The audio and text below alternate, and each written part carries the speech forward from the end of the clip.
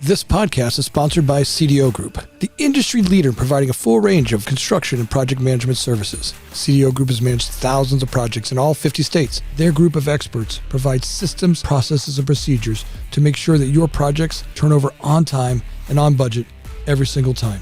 With over 24 years of experience, CDO Group is the industry's leader in construction management and general contracting services. To find them, go to cdogroup.com. Hi, and welcome to the Future of Development podcast.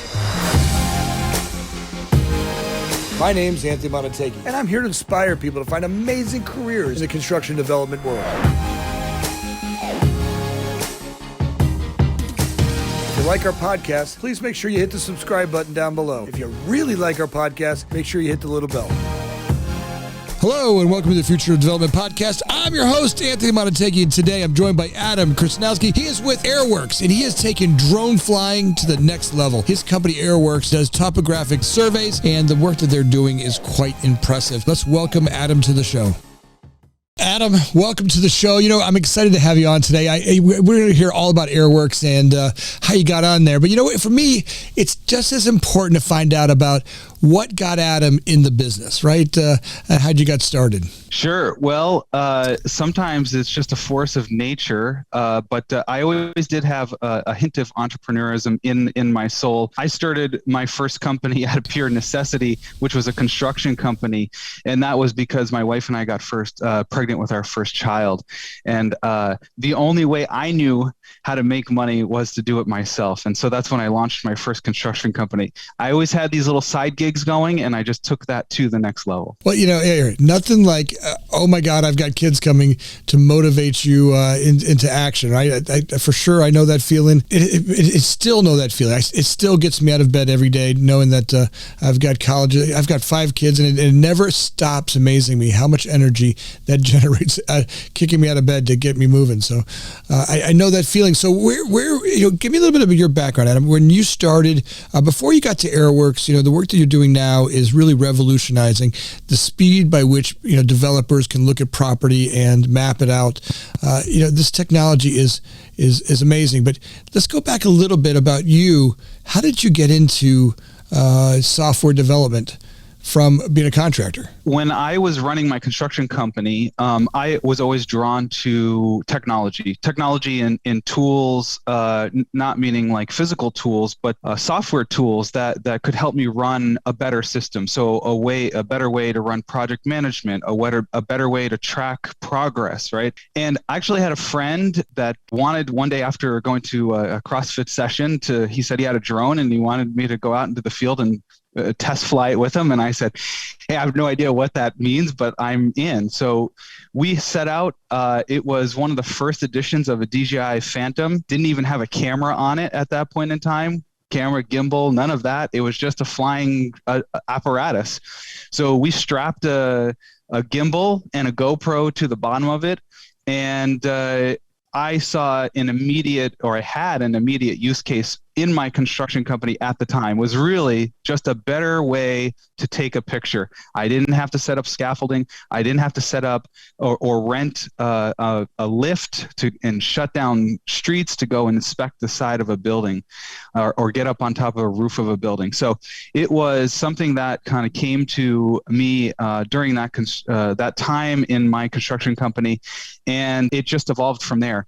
I did start my first drone company. It was more on the data capture side. It was a company called Fly For Me. At the time, it was even harder to fly drones. There was no Part 107. You had to have something called a 333 exemption. And so my company at the time, we secured that 333 exemption. We started a pilot network where we aggregated aircraft pilots, and then I would have to have a drone pilot kind of be the visual observer to be out on the site. So that's where it kicked off. The markets changed. Part 107 came out. My moat in the business was no longer there, which was the 333 exemption.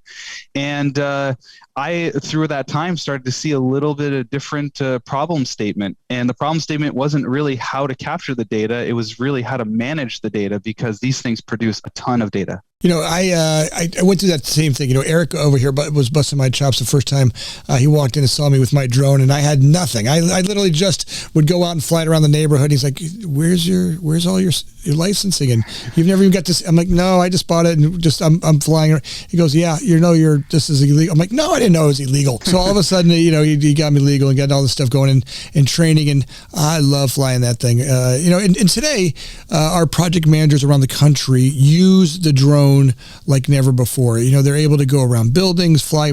Some of our guys are amazing at it. They can go in and pull serial numbers and part numbers and check, do roof inspections. A lot of people that are afraid to get up on the heights, to get up on ladders and get up there, they can take the drone right on up, take a serial number right off the side of an HVAC unit on, 25 feet up in the air. And, it's great. The footage really relates to customers really, really well, flying through buildings. It's amazing where today's technology, the drone technology, has just really made it so much easier for the amateur flyer to fly. Yeah, it certainly made it easier to obtain data. And I think now where we are servicing this market, it becomes a lot more of a professional tool. In order for us, right, I guess, let me go back. I could say that in the very beginning, we were the pilot, right, just taking the pictures. We didn't really understand too much about where the picture was going from there. But now what our clients want is a very accurate mapping solution. And in order to deliver that for our clients, we have to be in total sync about how that data is captured, right? Not just the camera, but the actual ground resolution, so GSD, and how that is checked through ground control and check shots and all that type of thing. So it is definitely easier for an amateur to start flying now with all of the easy settings to take off and land when at just a click of a button. But in order to produce a deliverable for a surveyor or engineer, right? That's when this thing starts to get a little more complicated, but that's why we're here. We're here to help our clients in that sense, to manage that data better, and also to be in complete alignment with horizontal and vertical accuracy. That's what our clients really care always about. As you look at software and as you develop the software to be able to look at the different topographies that are out there, how is it, as you've grown this from the beginning stages to now, how are you seeing and what's the advances you had from the first iteration of that to where you are today? Well, as you know, our software leverages artificial intelligence, and that also being machine learning and computer vision. Those are all very different terms in what AI is. Some sort of like usually a bucket that kind of everybody throws that process into. But at the very beginning, the first iteration of an algorithm is, let's say, it's not fine-tuned, right? There's been a limited source of data to start off with. And as we grow as a company and as we start processing more and more client data sets, we use that data to improve on those algorithms to make better predictions across the board. So it's just the nature of how we improve our models, our AI models, is that the more and more data we input into the system, we start to see progression. And of course, we advance on offering more than we did when we started, but also just a cleaner product at the end of the day. Nice. So as you're developing the software, and the speed by which you were able to transfer it from a photograph you're taking of a site to actual technical information, what's that process that you go through? Our clients actually are tasked with doing the data capture themselves now. So to have the most accurate aerial imagery, or geo-referenced imagery, there's a way that you have to fly a grid-like pattern, and it has to be at a certain height. And you also have to set something called ground control, as I just mentioned. The next stage to data capture and setting ground control is running it through a process called photogrammetry, and that still is in the hands of our clients. So data capture, photogrammetry. The end result of photogrammetry, you're usually left with two file types that we care about. One is a geotiff, which is your two-dimensional information, and the second is a point cloud, which is your three-dimensional information. And we take those two different file types, we run them through two different pipelines in our software. One produces 3D information, so your surface, which goes into contours, right? So your topography. The other is for feature extraction. So where tracing the edge of a road and where a paint marking is on that road, or where a curb is, or a sidewalk, and the list goes on from there. So some of our clients care about 2D planimetrics or 2D line work. And so that's really what we do. We automate that feature extraction. We think about somebody just in a drawing on a parking lot that has 1,000 parking lines on it. Up to this point, it's just a manual click, the start point, the end point, move down the line, start point, end point.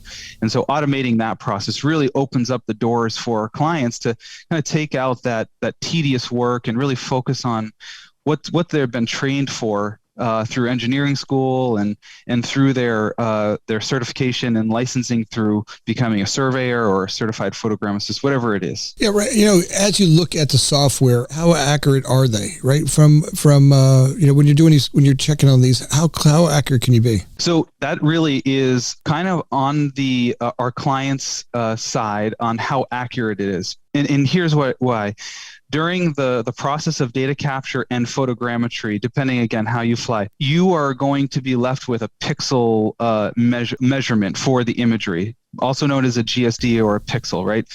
Our claim as a company on the two-dimensional side that we're within 2 pixels. So if our clients choose to give us imagery that is 2 millimeter resolution, then we can be very accurate, right? Within 2 pixels of 2 millimeters.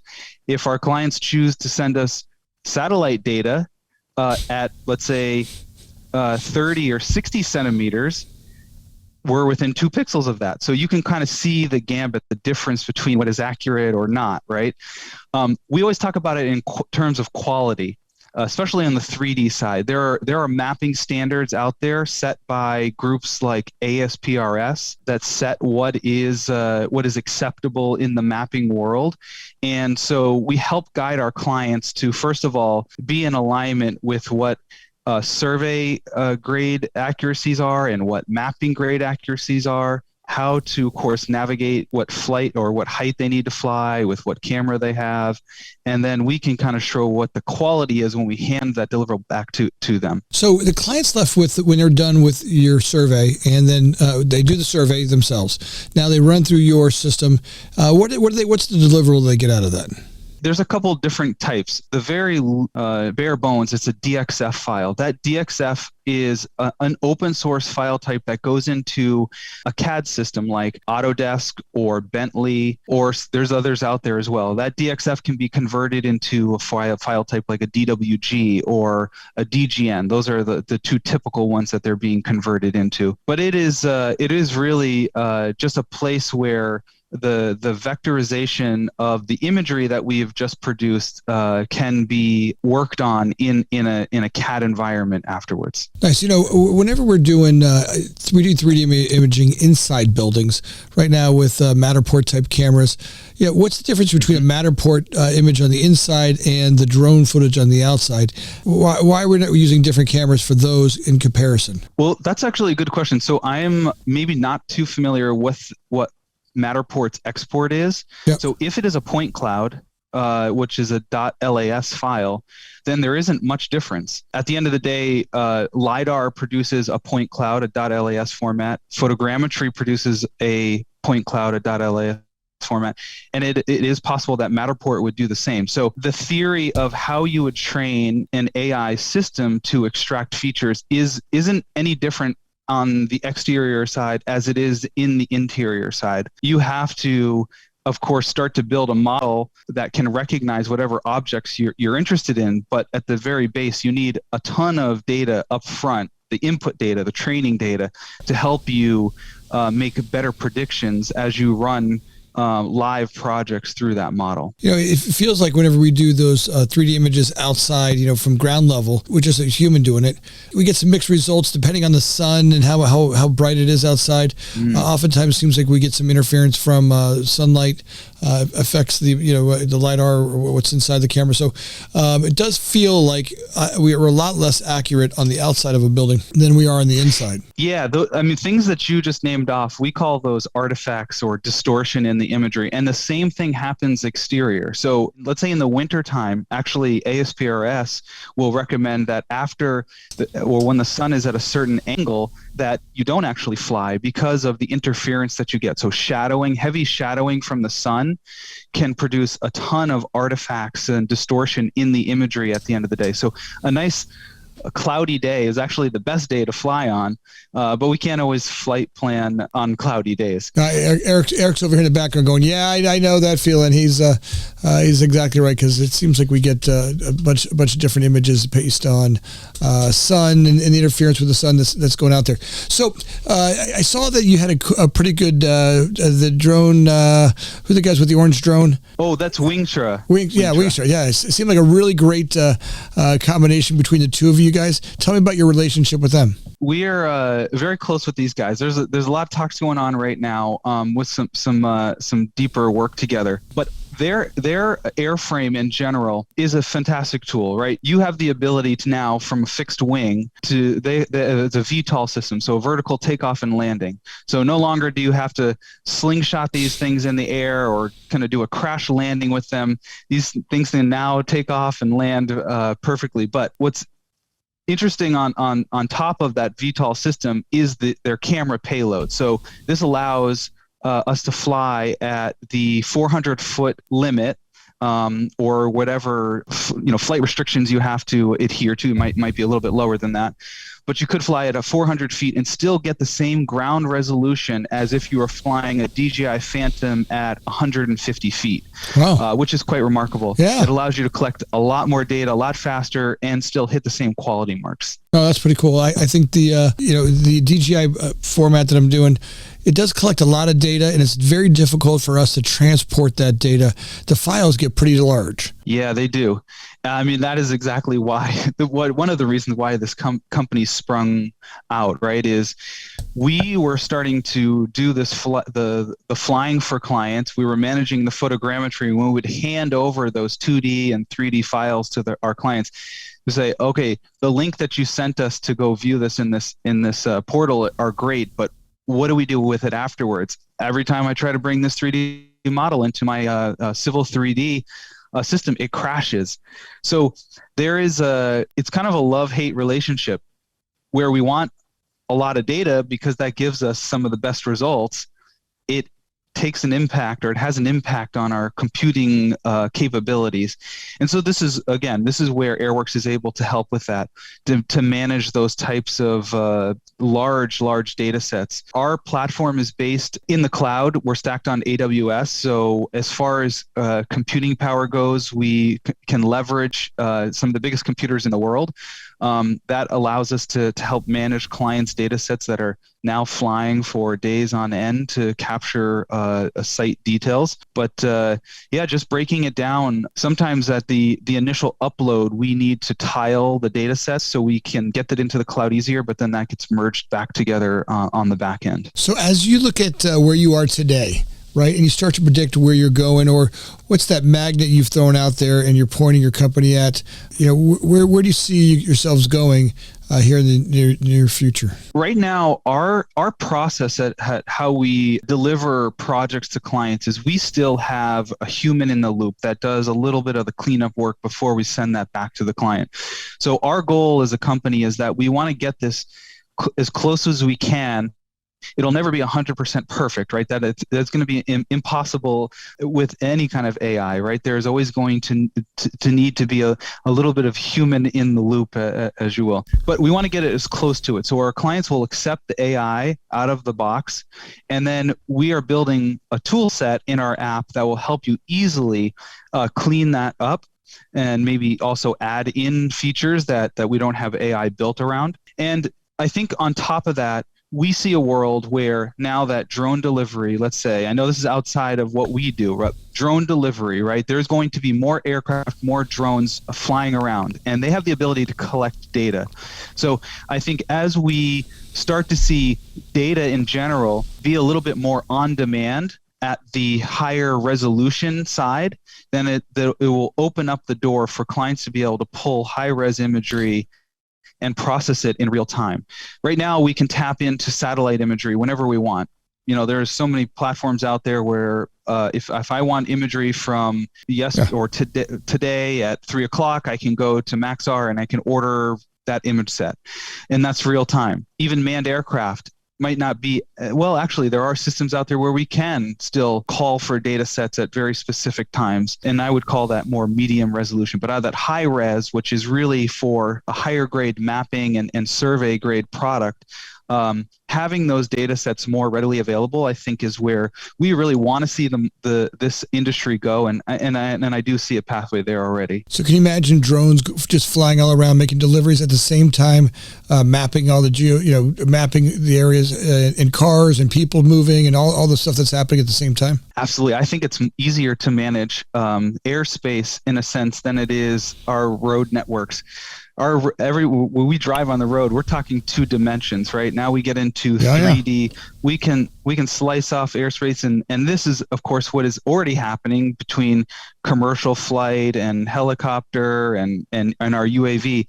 In that UAV space that we can operate in, it will be much easier to operate. And as soon as we get things like remote ID, where all drones are able to talk to the other aircraft that are out there, or at least be connected to the FAA, which should be monitoring this type of thing. Once we get there and everything is accounted for, yes, this can run very smooth. I'm sure you've seen the videos at, let's say, an Amazon factory when all the robots are kind of scurrying around the floor. Like, what the synchrony there, right, is pretty amazing. The same thing can be said in the air, in our airspace as well. Yeah, being that I'm a amateur pilot now, starting to fly and learn how to do all that, the amount of data that gets transferred via human today, you can see how AI and technology will be able to speed that up quite nicely, make it a lot safer to communicate out there and move. I'm excited to watch where you guys are going. It's a neat new field, and you certainly are being able to make this process a lot easier than sitting out in the field with a tape measure like they did in the old days. It's a pretty neat technology, the way you put this together. I'm excited to watch your advance as you guys come up with new products. I'd love for you to come on the show and tell us some more about it. I'd love to, anytime. It's great. Adam, thanks a lot for the time. I look forward to when you guys have some new releases. Absolutely. Thank you. We'll keep you posted on everything, and feel free to check out our website. It has everything we're doing in a nice little package, and if you're interested in reaching out, you always can find us. All right. Why don't you go ahead and list the website and how to contact you, Adam? Sure. Our website is Airworks, AIRWORKS.io, and my email address is adam@airworks.io. Adam, I am grateful as always to have these talks with you, and look forward to as you guys progress and where you go. Thank you very much. Appreciate it. Thanks for joining us. My name is Anthony Amunategui, always looking for people to bring insight into the industry, finding ways to inspire people to have amazing careers in the development world. If you liked our podcast, make sure you hit the subscribe button down below. If you really liked our podcast, make sure you hit the little bell. Thanks again for listening. Please share it with your friends.